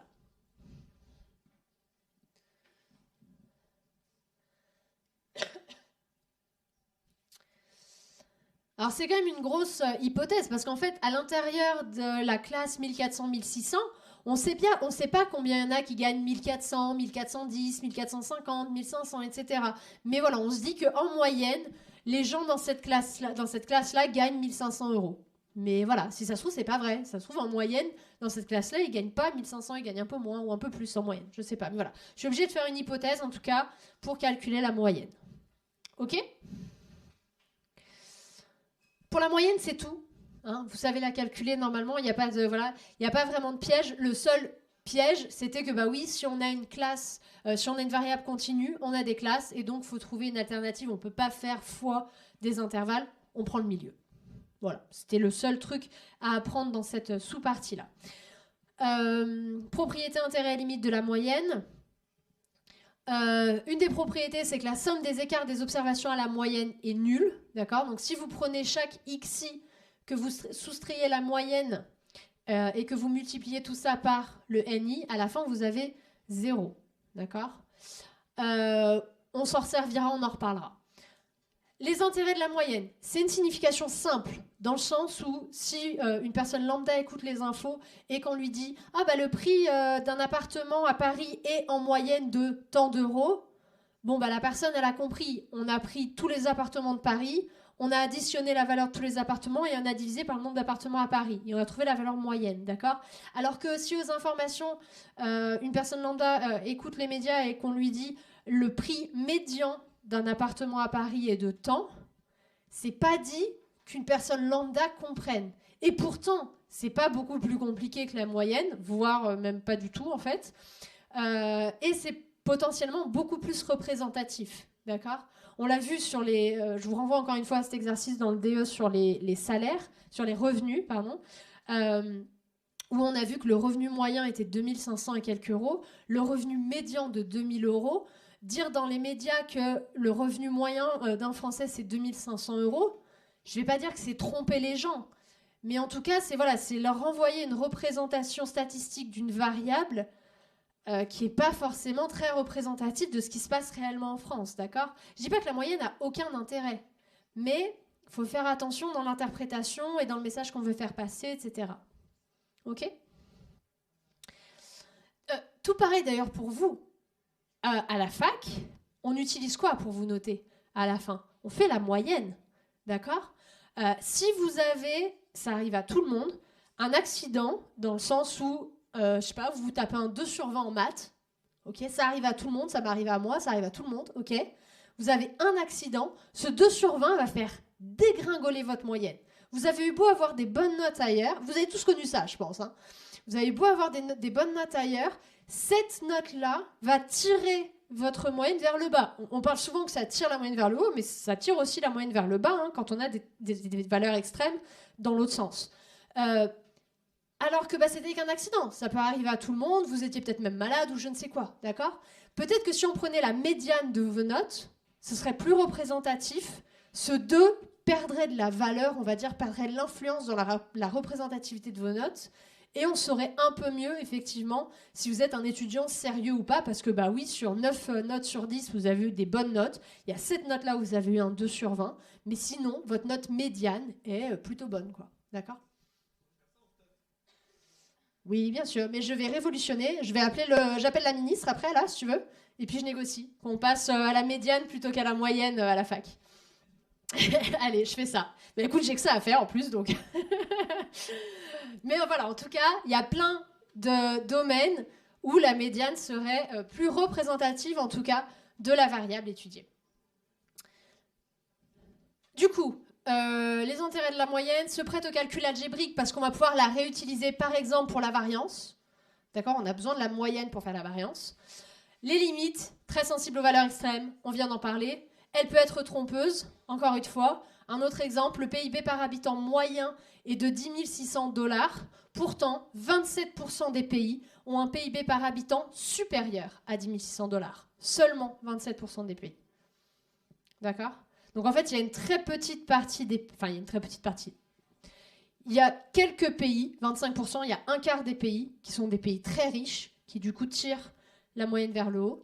Mais ça représente finalement une part de la population très faible, d'accord ? Un nombre de pays très faible.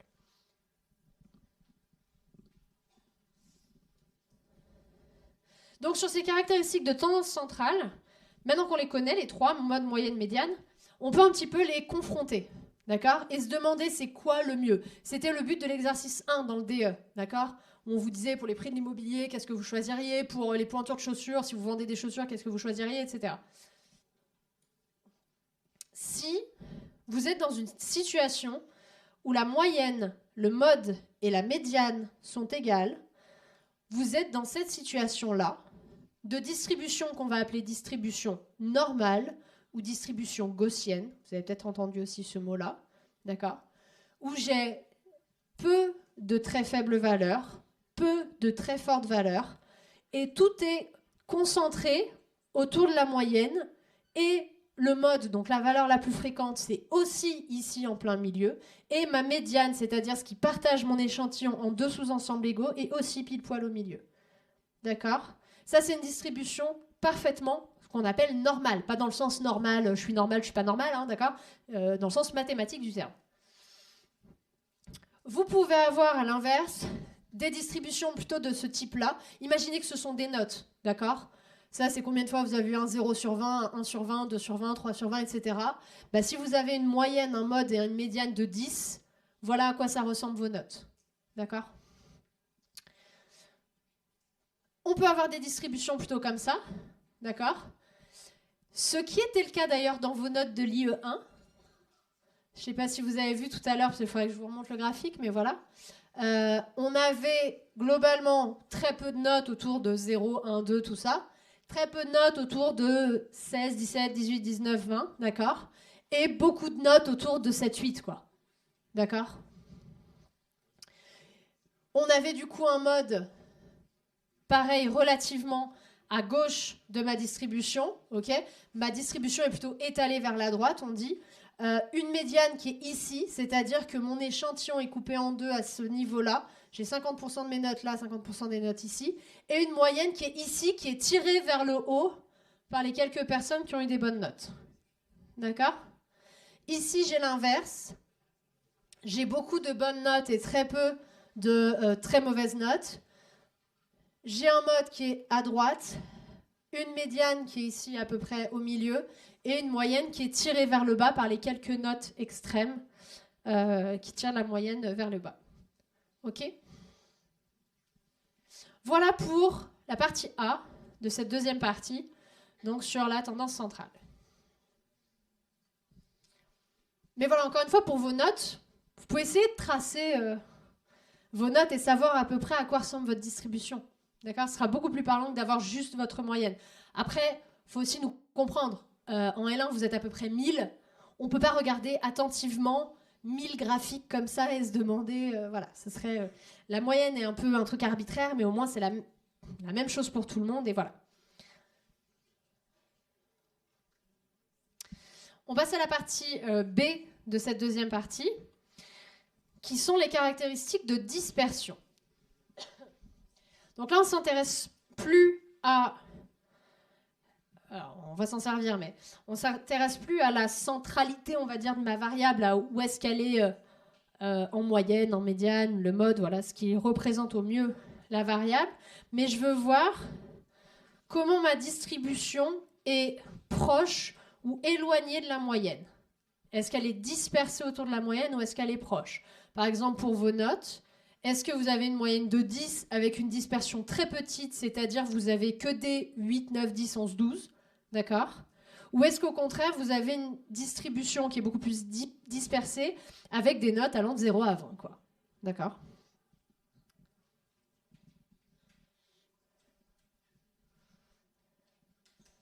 Donc ici, par exemple, la distribution C, c'est la moins dispersée. D'accord ? Elle est vraiment autour de la moyenne. La D est un peu plus dispersée autour de la moyenne et la E est la plus dispersée autour de la moyenne. L'écart type est un des indicateurs de la dispersion qu'on va étudier. Donc là, on passe à la deuxième partie. Sur la dispersion, on va étudier variance écart type. Donc c'est tout à fait l'écart type qui va nous intéresser ici. Entre autres. Il n'y a pas que ça, mais entre autres. Donc pour mesurer cette dispersion, d'accord, dans ma variable, j'ai plusieurs façons de faire, entre autres l'écart type, mais on va en voir d'autres. La première, c'est la plus simple, mais c'est aussi la plus nulle. Je veux juste que vous connaissiez le nom. Ok ? Ça s'appelle tout simplement l'étendue. Si je regarde l'étendue de vos notes, je prends simplement la meilleure note moins la plus mauvaise. Ça, c'est l'étendue. D'accord ? Ça peut être assez informatif. Hein. C'est nul dans le sens où c'est très basique, très rudimentaire, comme je l'écris ici, comme indice de dispersion. Mais si par exemple à l'IE1, la dispersion, elle est de alors moins quelque chose, parce qu'il y a des notes négatives qu'on ramène à 0, mais voilà, donc elle est de vraiment 0 jusqu'à 20. Il y a quelqu'un qui a eu 20 sur 20 à l'IE1. À l'IE2, c'est possible qu'on ait une dispersion plus restreinte, d'accord ? Alors peut-être que la personne qui a eu 20 va continuer à cartonner et à avoir 20, mais peut-être que les plus mauvais auront réussi, ce serait mon but, auront réussi à progresser, et peut-être que la moins bonne note, ça sera à 3 ou 4, ce qui sera déjà une amélioration, d'accord ? Donc l'étendue peut déjà me donner un indice de dispersion. C'est très très basique, mais ça peut me donner un indice de dispersion.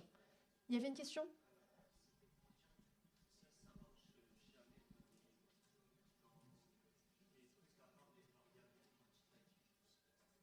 Effectivement, là on n'est que sur des variables quantitatives, oui. Je peux pas dire c'est quoi l'écart entre les yeux bleus et les yeux marrons, ce genre de truc, effectivement. Ok, donc juste l'étendue, il faut juste connaître le nom et savoir qu'on fait la valeur max moins la valeur min. Ok ? Et bien évidemment, vous voyez, par exemple, on a cette distribution, imaginons encore une fois, de notes, ici. Cette distribution de notes ici, avec pas mal de boss, un peu, pas mal de gens qui ont 4, 5, et puis beaucoup de gens qui ont 13, 14, on va dire. Voilà, alors qu'ici, il y a beaucoup de gens seulement qui ont 8. Les distributions ne sont pas du tout les mêmes, et pourtant, l'étendue est exactement la même. D'accord ? Donc, ce n'est pas suffisant, l'étendue, pour représenter la dispersion d'une variable.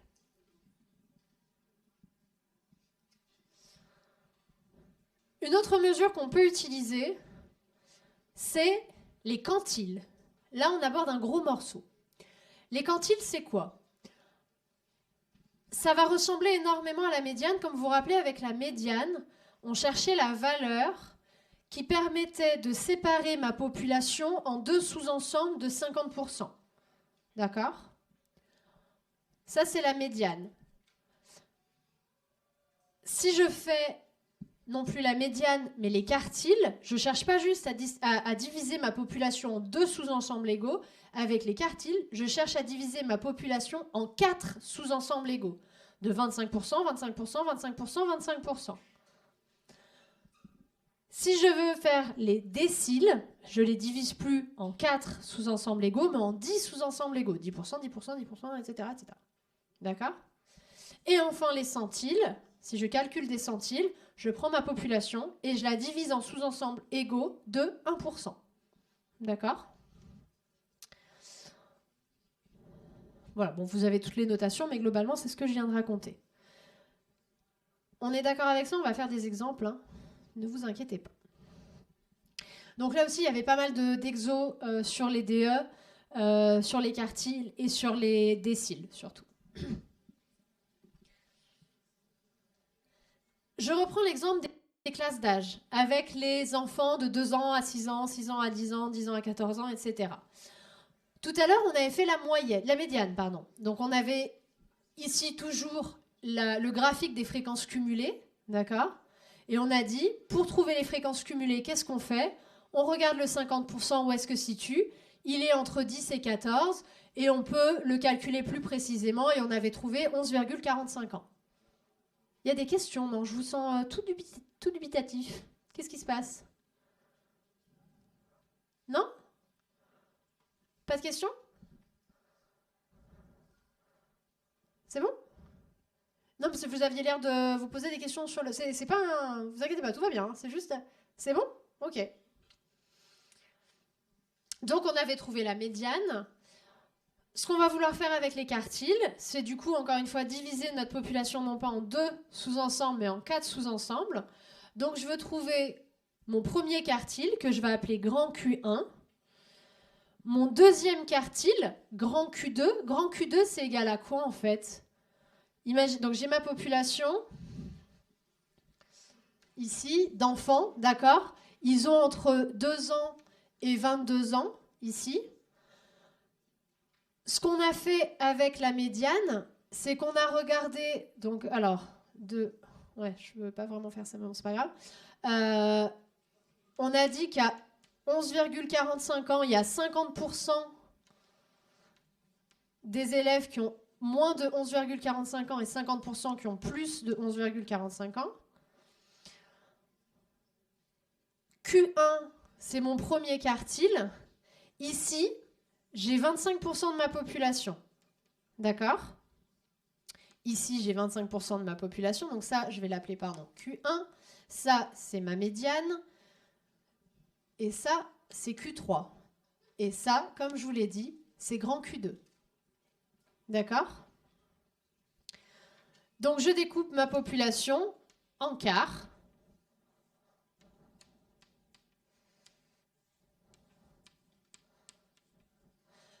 Ce que je vais faire avec mes quartiles, c'est trouver combien est égal à Q1, combien est égal à Q2. Q2, on l'a déjà calculé vu que c'est la médiane. Combien est égal Q3, qu'on n'a pas calculé, d'accord, qui est ici. OK?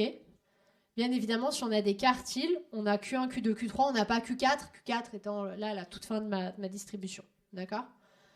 Et si on veut calculer des déciles, on aura D1, 10% de ma population, D2 qui sera juste avant là, à 20% de ma population, D3, D4, D5. D'accord? La médiane, c'est aussi égal à D5. Si on fait les centiles, ma médiane, c'est égal à quoi?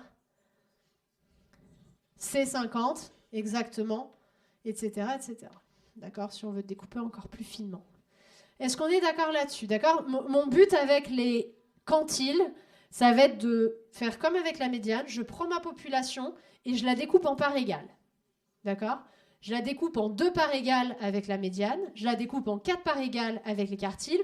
En 10 parts égales avec les déciles. En 100 parts égales avec les centiles. D'accord? C'est clair pour tout le monde?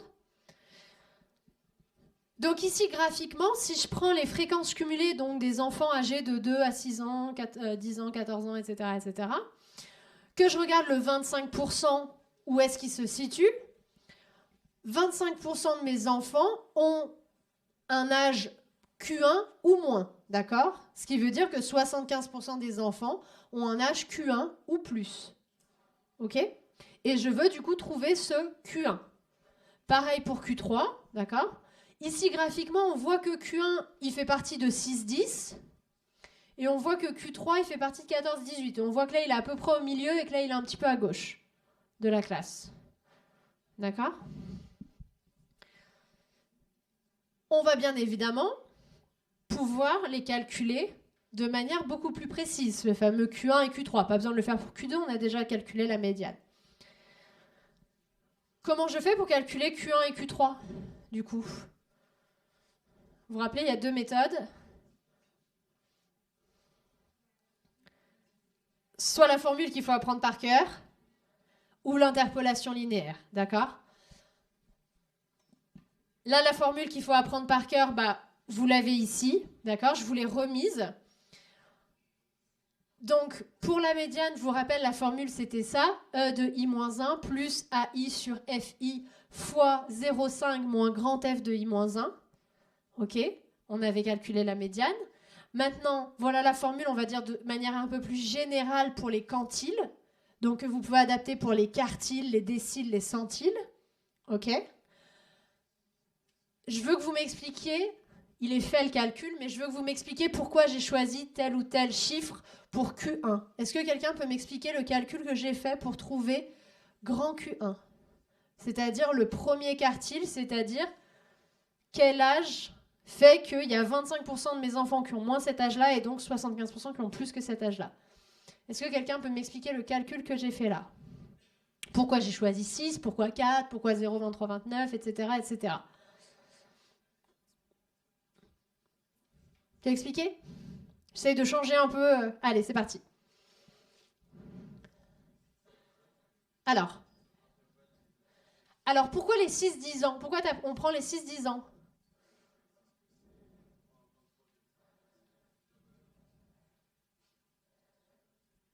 Je cherche quoi? Je cherche le premier quartile, c'est-à-dire je cherche quelle fréquence cumulée.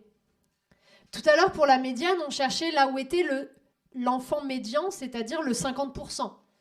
Là, je cherche quoi? Je cherche quel pourcentage en fréquence cumulée? 25%.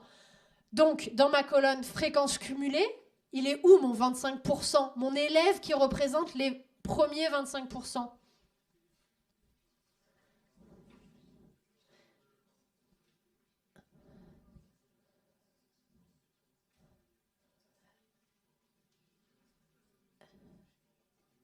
Ça fait exactement. Donc, ma première classe des 2 à 6 ans, ils sont 18,36%. Donc, mon élève qui est à 25% pile poil, il n'est pas encore là, d'accord? Il faut que je rajoute la classe des 6-10 ans pour arriver à 41,65% qui là inclut mon enfant qui est à 25%, d'accord? Donc, effectivement, la classe de Q1, la classe, là, c'est pas la classe médiane, mais la classe où il y a Q1, c'est la classe 6-10 ans. Et donc, E de I-1, c'est bien 6, puisque c'est la borne inférieure de la classe dans laquelle il y a l'enfant qui est ici dans la distribution. D'accord? Effectivement. Je te laisse continuer, pardon. Oui, effectivement, amplitude de 4, puisque 6 à 10. La fréquence, elle est donnée, c'est 23,29%, donc 0,2329. Ouais. Exactement, 0,25 puisque c'est Q1 et donc on cherche le 25%, on cherche à diviser notre...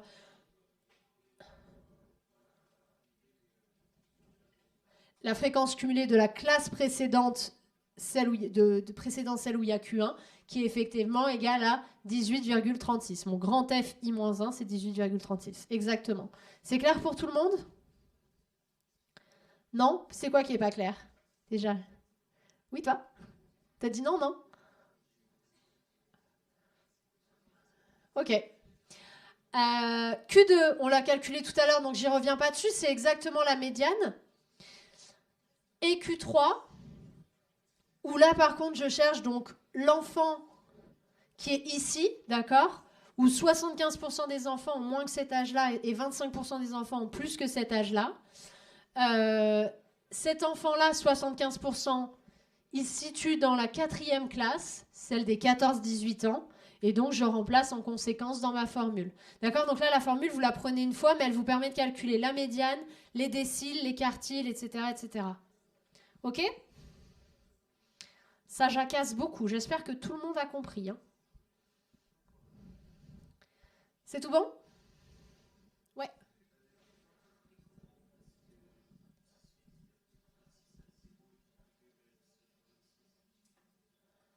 Bah, 18,36, c'est 18,36%.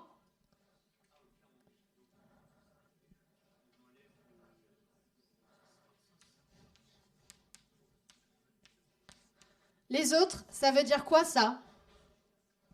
Ça paraît débile, hein, mais ça l'est pas. C'est quoi ça? Ça veut dire quoi? Ça veut dire divisé par 100. 18,36%, c'est égal à 18,36 divisé par 100, c'est-à-dire 0,1836.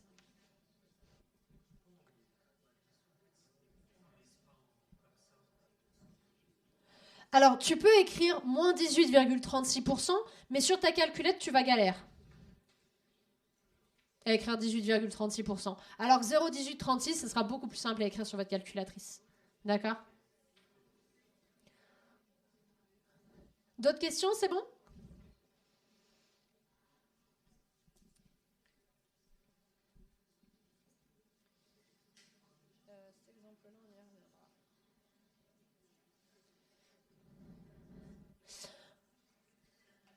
Je vous ai mis un autre petit graphique que j'ai trouvé sur Internet, qui est intéressant parce qu'il utilise beaucoup de vocabulaire avec des déciles, des quartiles, des trucs comme ça, de la médiane, etc. Par exemple, la courbe en rouge, c'est le seuil de richesse. En France, ça s'appelle comme ça, on appelle ça le seuil de richesse. C'est le double du revenu médian. On prend le revenu médian, c'est-à-dire le revenu qui fait que 50% des gens gagnent moins que ça et 50% gagnent plus que ça, et on le multiplie par 2. Et on regarde comment il est pour ce revenu médian selon, selon le type de famille. D'accord? Le seuil de 80%, c'est votre 8e décile. D'accord? Il y a 80% qui gagnent moins que ça, il y a 20% qui gagnent plus que ça.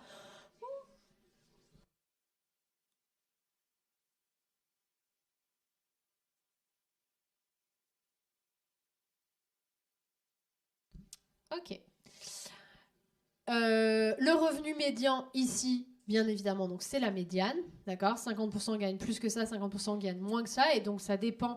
Là, il découpe selon le type de famille qu'on a. Vous avez le seuil à 30%, c'est-à-dire le 3e décile. Voilà, donc ça vous montre que pour pas mal de graphiques qui sont distribués par des instituts de statistiques, il faut avoir connaissance de ce que c'est qu'un décile, un quartile, un revenu médian, etc. Donc, on en était à nos quantiles et entre autres à nos quartiles, d'accord, Q1, Q2, Q3, qui sont aussi finalement, c'est pour ça qu'ils sont dans cette partie-là, des caractéristiques de dispersion, d'accord, qui permettent de voir est-ce que ma variable est dispersée autour de la moyenne ou pas. Comment je vois ça? La première chose, c'est simplement de faire ce qu'on va appeler l'intervalle interquantile. C'est-à-dire qu'on va simplement écrire. D'accord? Il n'y a pas de calcul. Écrire, c'est quoi le premier quantile, c'est quoi le dernier quantile. Donc mon premier quantile ici, ça va être mon premier quartile Q1, et ici mon dernier quartile, ça va être Q3. Donc ici mon intervalle interquartile, ça va être Q1, je ne sais plus combien on avait trouvé, à peu près 7, alors c'est très arrondi, hein, à peu près 7, et Q3 c'est à peu près 16, d'accord? Donc voilà comment sont dispersées finalement un petit peu mes données, d'accord? Les enfants, là, il y a 25% à peu près qui a moins de 7 ans et donc 75% qui a plus de 7 ans et à peu près 75% qui ont moins de 16 ans et 25% donc qui ont plus de 16 ans. D'accord ? Ça nous permet déjà d'avoir une idée de comment notre variable est distribuée comme ça, autour de la moyenne, autour de la médiane. On peut faire aussi ce qu'on appelle la distance interquantile, c'est-à-dire dernier quantile moins premier quantile. Donc ici, tout simplement, 16 moins 7. Alors comme ça, tout seul, ça ne sert pas à grand-chose, d'accord ? Mais si vous avez plusieurs années et que vous pouvez comparer, par exemple, comment a varié cette distance interquantile selon les années, bah, ça peut vous donner une observation de la dispersion de votre distribution. Un moyen de voir comment cet intervalle interquantile peut effectivement vous renseigner sur la dispersion de votre distribution, c'est ce qu'on va appeler les box plots en anglais, mais qu'on utilise aussi en français, ou les boîtes à pattes, ou les boîtes à moustaches. Il y a plusieurs, voilà. Moi, j'avoue que j'ai un petit favori pour boîte à moustaches, parce que je trouve ça rigolo. Une boîte à moustaches, ça ressemble à ça. Dans une boîte à moustaches, vous avez la plus petite valeur de votre variable, la plus grande valeur de votre variable. Par exemple, ici, c'est l'âge. Donc, sur cette population, les gens ont de 0 à 100 ans. OK ? Et dessus, vous allez mettre plusieurs indicateurs. Vous allez mettre la médiane, c'est-à-dire qu'il y a 50% de votre population qui a moins de, ici, c'est 40 ans la médiane, et 50% qui a plus de 40 ans. Vous allez mettre vos quartiles, donc Q1, Q2, Q3, d'accord ? Et c'est ça que vous allez faire comme boîte. D'accord ? Pour ça, boîte. Q1, c'est égal à 20, c'est-à-dire que, je vous laisse me l'interpréter, Q1 égale à 20. Ouais. Exactement. Et donc, 75% qui a plus de 20 ans, exactement. Q3 est égal à 58, c'est-à-dire que 75% de ma population a moins de 58 ans, 25% en a plus que 58. Vous pouvez placer D1 et D9. D1, qu'est-ce que ça représente ? C'est les déciles, d'accord ? Vous avez D1, D2, D3 jusqu'à D9. D1 ici.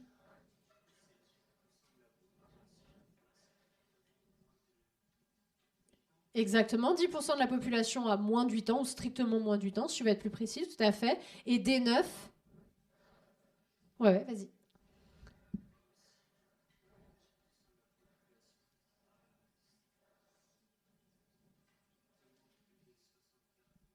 Effectivement, là, franchement, le strictement a peu d'importance, mais effectivement, 10% de la population a plus que 74 ans. D'accord ? On ne sait pas exactement là ce qu'ils ont inclus ou pas. Normalement, effectivement, ça inclut pas, mais voilà. Enfin, ça inclut là par contre. Non, pardon, ça inclut là le D9. Ok, et donc vous voyez comment, du coup, votre distribution est. On voit bien que, bien évidemment, les personnes âgées sont moins nombreuses. D'accord ? On le voit bien parce que la boîte, elle est plutôt sur la gauche de la distribution. On voit qu'il y a du coup, ici, la queue de la distribution qui est à droite, d'accord ? Où il y a peu de personnes qui ont 90 ans, 100 ans, etc. Normal, hein, la vie. Et ici, vous avez par exemple l'ancienneté dans le logement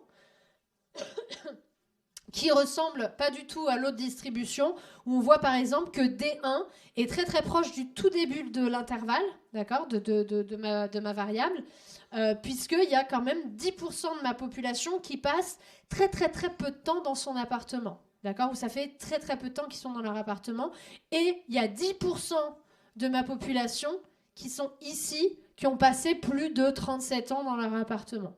D'accord ? Il y a autant de personnes ici que là.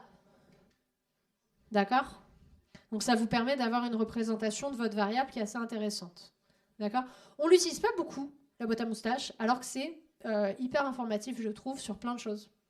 Ça permet de voir la distribution de manière assez claire. On est bon ? Ok.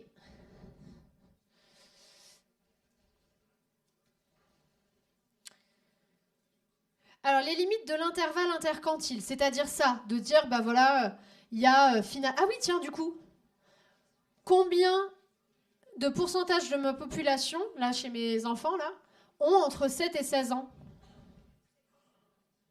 Combien ? 50%, d'accord? Il y a 25% qui ont moins de 7 ans, 75% qui ont moins de 16 ans, donc il y a 50% qui sont là entre 7 et 16 ans, ok? C'est ça l'intérêt de l'intervalle interquantile, c'est que ça nous dit, voilà, la moitié de notre population, elle se trouve là, d'accord? Un petit peu comme je l'ai fait avec vos notes tout à l'heure, en disant la moitié de la population a eu entre 14 et 11, d'accord? C'était plus ou moins un intervalle interquantile.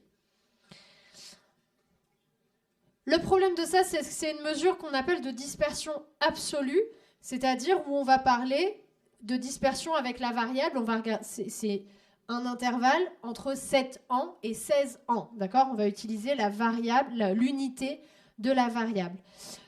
Le mieux, c'est d'avoir non pas une variable absolue, mais d'avoir quelque chose de relatif. Et donc, on va faire plutôt non pas un intervalle interquantile, mais un rapport interquantile. C'est-à-dire qu'on va diviser plutôt le dernier quantile par le premier quantile. On va faire par exemple Q3 sur Q1. Et en faisant Q3 sur Q1, ce que vous allez trouver, ça ne va plus être un nombre d'années. D'accord ? Ça va être un chiffre, mais qui n'aura plus l'unité année. D'accord ? Si par exemple je fais Q3 sur Q1, je fais 16 divisé par 7, ça va me donner un nombre de 2 et quelques, d'accord ? C'est pas 2 et quelques années, d'accord ? C'est simplement que 16, c'est à peu près 2 fois plus grand que 7. D'accord ? Ce rapport interquantile est très utilisé lorsqu'on va faire un rapport que vous connaissez peut-être déjà, qui s'appelle le rapport interdécile. Le rapport interdécile, c'est quoi ? C'est simplement D9 sur D1. D9 sur D1, vous connaissez déjà normalement. Pourquoi on utilise le rapport interdécile ? Pour suivre les inégalités, exactement. On regarde très souvent le rapport interdécile. Lorsqu'on regarde par exemple les revenus, c'est le cas dans l'exercice 4, 3, je sais plus, 4 du DE, où on va regarder les 10% les plus riches, combien ils gagnent, les 10% les plus pauvres, combien ils gagnent, et on divise les deux. D'accord ? Et ça nous permet de voir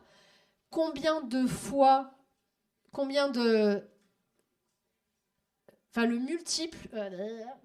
Si par exemple, D9 sur D1, là, par rapport au salaire, c'est égal à 3, qu'est-ce que ça veut dire ? Si on parle de salaire, D9 étant le salaire des 10% les plus riches et D1 le salaire des 10% les plus pauvres. Si D9 sur D1 est égal à 3, qu'est-ce que ça veut dire ?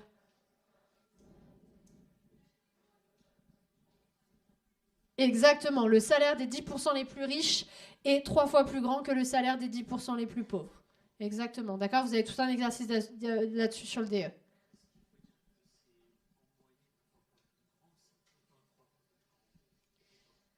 Alors, on peut être plus précis, mais ça, c'est vraiment dans l'exercice du DE.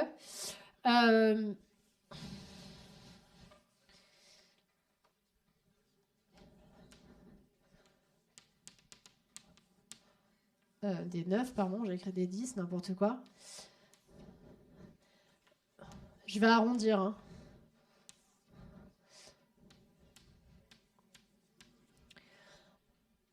C'est des faux nombres. Hein. Imaginons que D1, en France, au niveau des revenus, ce soit 1000 euros. Qu'est-ce que ça veut dire ?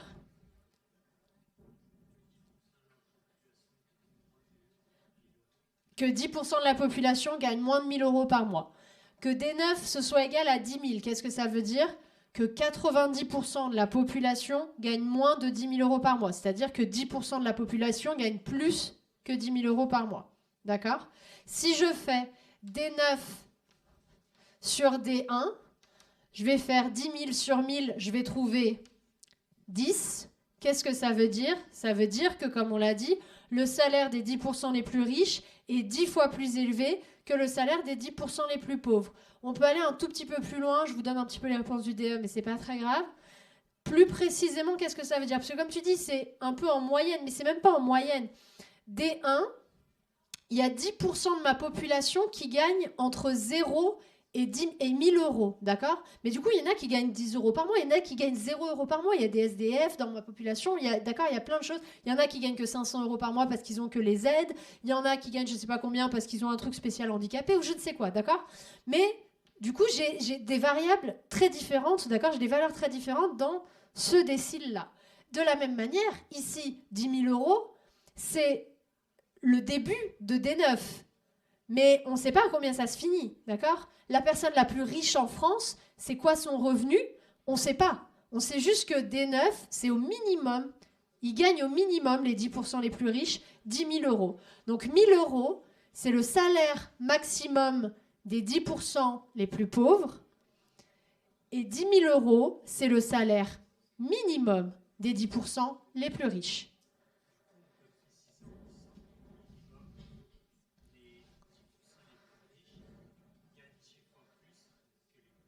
Exactement. C'est un truc minimal, quoi. Mais effectivement, les inégalités sont même plus hautes que ça. Mais en tout cas, le salaire minimum des 10% les plus riches est 10 fois plus élevé que le salaire maximum des 10% les plus pauvres. C'est comme ça qu'il faut interpréter le rapport interdécile. D'accord ? Plus le rapport est élevé, plus la distribution est bien sûr inégalitaire. D'accord ?